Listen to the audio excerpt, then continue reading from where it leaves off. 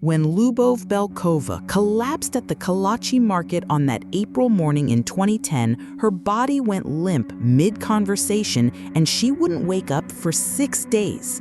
What happened next would transform this quiet Kazakh village into one of medicine's most baffling enigmas, earning it the terrifying nickname Sleepy Hollow. By 2016, over 150 residents of Kalachi and nearby Krasnogorsk had fallen victim to an inexplicable sleeping sickness that defied every medical explanation. One moment they'd be working, talking, or walking down the street. The next, they'd collapse into a deep, unnatural slumber lasting anywhere from 2 days to 2 weeks. When they finally awakened, victims reported hallucinations, memory loss, and complete disorientation with no recollection of their prolonged unconsciousness. The epidemic was so severe that by 2014, nearly a fifth of Kalachi's 810 residents had been affected. Children missed weeks of school, adults abandoned their jobs. By 2015, over half the village's population was planning to flee their homes, but even that wouldn't be enough to escape what was haunting them. The World Health Organization deployed teams of specialists, but every test came back negative. Blood work, brain scans, toxicology reports. Nothing revealed the source of this mass affliction. Most disturbing of all, the condition appeared to be non-communicable, ruling out traditional infectious diseases. Families living in the same house would see some members collapse while others remained completely unaffected. Then came the night Yelena Zhavaronkova's cat, Marquise, began attacking the walls and furniture, meowing frantically before collapsing into the same mysterious sleep as the humans, snoring like a person until Saturday afternoon. If animals were succumbing to the same force, whatever was causing this wasn't targeting human biology specifically. Something in Kalachi itself had become poisonous. The sleeping sickness would disappear for months, giving residents false hope, only to return without warning in 2015, claiming new victims and terrorizing those who thought they'd escaped. Medical experts from around the world studied tissue samples, environmental factors, and geological surveys, but the mystery only deepened. Theories ranged from radioactive contamination to mass hysteria, from underground gas leaks to Soviet-era chemical weapons. Yet none could explain why the condition struck so randomly, why some families were decimated while their next-door neighbors remained perfectly healthy. Eventually, authorities evacuated the entire village, but the questions haunted every empty house. What force could steal consciousness from an entire community? And why, after all these years of investigation, does modern medicine still have no answers? The sleeping sickness of Kalachi represents something far more disturbing than a simple medical anomaly. It's proof that there are still forces in our world that can cripple human life while remaining completely invisible to our most advanced scientific instruments. But this is just the beginning of medicine's darkest mysteries. If you're ready to uncover 4 more terrifying medical enigmas that will challenge everything you thought you knew about the human body, hit that subscribe button and ring the notification bell, because what we're about to explore next will make Kalachi's sleeping sickness seem like a gentle dream compared to the nightmares that await.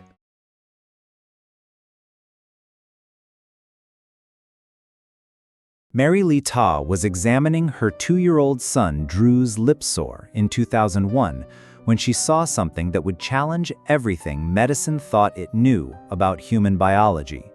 Microscopic fibers, red, blue, black, and clear, actually growing out of his skin like some grotesque garden sprouting from within his body.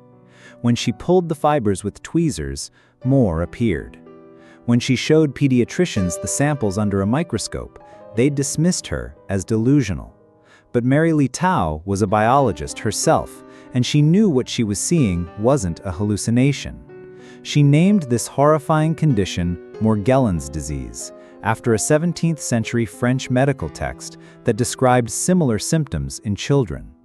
By 2012, the Centers for Disease Control had received over 13,000 reports of patients experiencing identical symptoms. Fibers emerging from unhealing skin lesions, accompanied by a crawling sensation, as if insects were moving beneath the surface. Victims described feeling like their skin was alive, producing foreign materials that shouldn't exist in any human body. The fibers weren't cotton from clothing or environmental contamination. Laboratory analysis revealed complex polymers containing proteins typically found in hair and skin, but arranged in structures that don't occur naturally in human tissue. Dr. Randy Wymore, a pharmacology professor at Oklahoma State University, collected fiber samples from dozens of patients across the country and subjected them to forensic analysis. Under powerful microscopy, the fibers revealed internal structures resembling plant stems or root systems. When burned, they didn't melt like synthetic materials. They maintained their shape and became brittle, suggesting an organic origin that science couldn't identify. Most disturbing was the discovery that these mysterious fibers appeared to be metabolically active. Patients reported that the fibers would emerge more rapidly during times of emotional stress, as if responding to their psychological state. Some victims claimed the fibers glowed under ultraviolet light, creating an eerie luminescence beneath their skin that could be photographed but not explained. The CDC's 4-year, $600,000 study concluded that Morgellons was likely a form of delusional parasitosis, patients imagining their symptoms. But this explanation crumbled when researchers couldn't account for the physical evidence, the actual fibers that laboratory equipment confirmed were real, complex, and unlike anything in medical literature. Patients formed support groups, sharing photographs of their lesions and fiber samples, but the medical establishment largely abandoned them. Dermatologists began referring to Morgellons as an internet meme rather than a legitimate condition, leaving thousands of sufferers in a medical nightmare where their physical symptoms were dismissed as psychological delusions. Yet the fibers continued to emerge from human skin around the world. Patients continued to collect samples in pill bottles and plastic bags, desperately seeking answers from a medical community that has essentially declared their suffering imaginary. What force could cause human tissue to produce foreign materials? And why has modern medicine chosen to look away rather than solve this disturbing puzzle? The truth about Morgellons disease remains locked inside the bodies of those who suffer from it, growing fiber by mysterious fiber.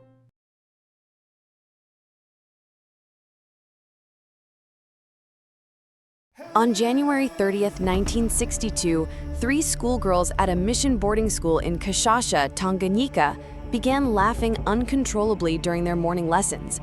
What started as innocent giggles transformed into violent, painful laughter that wouldn't stop, and within hours, it began spreading through the student body like wildfire, creating one of the most bizarre medical emergencies in recorded history.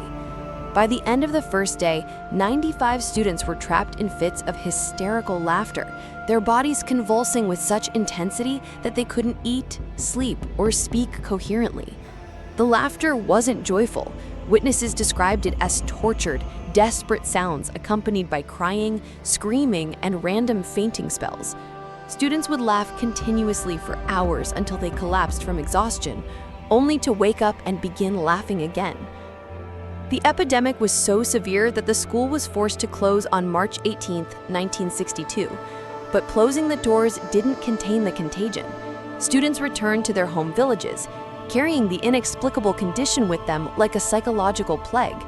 Within weeks, the laughter epidemic had spread across the region, striking 14 different schools and affecting over 1,000 people across a 200-square-mile area.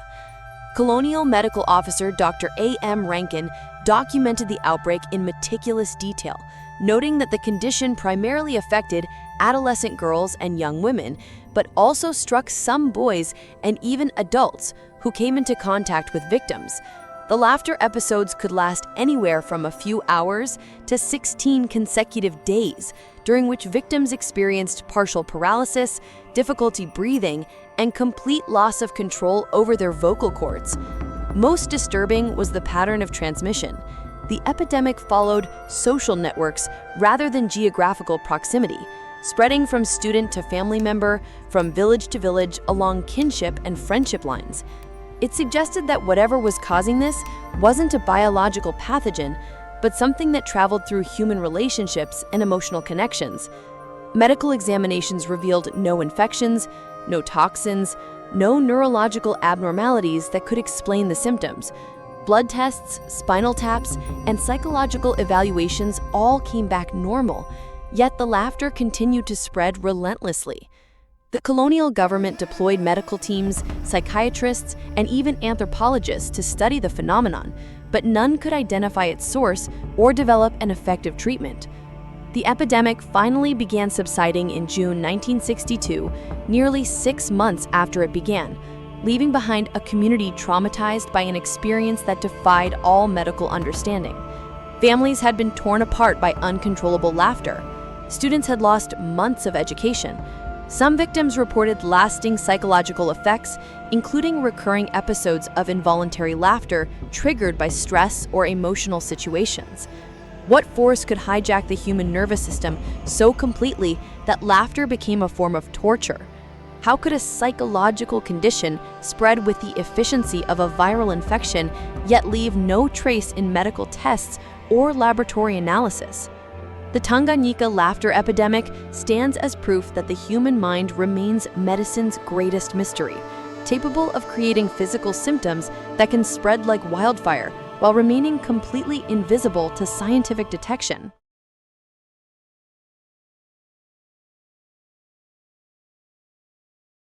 Linda Walker went to bed speaking with her natural English accent and woke up the next morning sounding like she was from Jamaica, despite never having visited the Caribbean or lived anywhere outside Newcastle, England. Overnight, a routine dental procedure had somehow rewired her brain's speech center, forcing her to speak in a foreign accent that felt completely alien coming from her own mouth. This wasn't a conscious choice or an elaborate hoax. Walker's family watched in horror as their mother and wife became a linguistic stranger, her familiar voice replaced by inflections and pronunciations that belonged to someone else entirely. Medical scans showed she'd suffered a minor stroke during the dental work, but what they couldn't explain was why this tiny brain injury had specifically targeted the neural pathways controlling accent and pronunciation, leaving everything else intact. Foreign accent syndrome is one of medicine's rarest and most unsettling conditions, with only 150 documented cases worldwide since its discovery in 1907. Each case begins the same way: a brain injury, stroke, or trauma, followed by the victim speaking in an accent completely foreign to their background. A Norwegian woman began speaking with a German accent after shrapnel wounded her brain during World War II. An American teenager developed a British accent after a severe migraine. A Chinese woman woke up speaking with what sounded like a European accent, making her unrecognizable to her own family. Dr. Jennifer Gerd at Oxford University has studied dozens of these cases, and what disturbs her most isn't just the accent change, it's how the transformation affects the victim's entire sense of identity. Patients report feeling like strangers in their own bodies, disconnected from their cultural and personal history. Their families struggle to recognize them. Some marriages have ended because spouses couldn't emotionally connect to their partner's new voice. The medical mystery deepens when researchers examine exactly what's changing in the brain. The accent shifts aren't random. They follow specific linguistic patterns that suggest the brain is accessing pronunciation templates it shouldn't possess. A woman from Texas who'd never traveled outside America began speaking with what linguists identified as a distinctly Baltic accent. Where did her brain acquire those specific speech patterns? Most haunting are the cases where the new accent matches a language the patient has never heard. Karen Butler from Oregon developed what speech experts confirmed was an authentic Irish brogue with complete grammatical structures and intonations she'd never been exposed to. It was as if her brain injury had unlocked linguistic knowledge that didn't belong to her personal experience. Current medical theory suggests that foreign accent syndrome results from damage to the brain's speech planning area, causing subtle changes in timing, stress, and intonation that listeners perceive as foreign accents. But this explanation crumbles when confronted with cases where patients begin using vocabulary, grammar patterns, and cultural expressions they've never learned. The syndrome forces a terrifying question about human consciousness. What other knowledge lies dormant in our brains, waiting for the right injury to unlock it? Are our individual identities as unique as we believe, or do we carry the linguistic ghosts of people we've never been? For sufferers of foreign accent syndrome, every word they speak is a reminder that their own brain has become a stranger.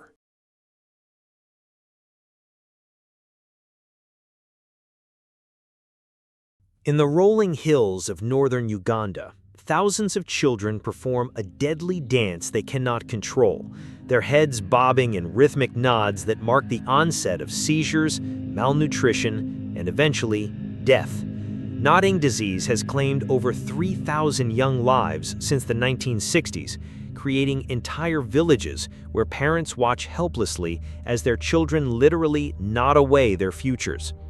The nodding begins innocently enough. Children between ages 5 and 15 start experiencing subtle head movements when they encounter familiar foods like maize porridge or sorghum. But within months, these gentle nods escalate into violent seizures, accompanied by cognitive decline, stunted growth, and a wasting syndrome that leaves victims appearing decades older than their actual age. Most disturbing of all, the nodding seems to be triggered specifically by local foods that should nourish them, as if their own cultural sustenance has become poisonous. The World Health Organization has deployed teams of epidemiologists, neurologists, and infectious disease specialists to South Sudan, northern Uganda, and southern Tanzania, the only 3 regions on Earth where nodding disease exists. Every investigation has reached the same haunting conclusion. They cannot determine what causes it, how it spreads, or why it targets only children in this specific geographical triangle. Dr. Scott Dowell from the CDC led a comprehensive study examining everything from river blindness parasites to war-related toxins, from malnutrition to post-traumatic stress. The research revealed that nodding disease shares characteristics with epilepsy, but brain scans show none of the typical seizure patterns. Blood work indicates autoimmune activity, but no specific antibodies can be identified. Most puzzling, the condition appears to run in families, yet no genetic markers have been discovered. The children themselves offer the most heartbreaking evidence of medicine's limitations. 10-year-olds speak with the cognitive abilities of toddlers. Teenagers require full-time care, their bodies trapped in a perpetual nodding motion that prevents them from attending school, forming relationships, or imagining any future beyond their next seizure. Some families have lost multiple children to the disease, watching each child follow the same tragic progression from healthy to nodding to gone. In 2019, researchers discovered that 93% of nodding disease patients also carried antibodies for onchocercosis, river blindness caused by parasitic worms.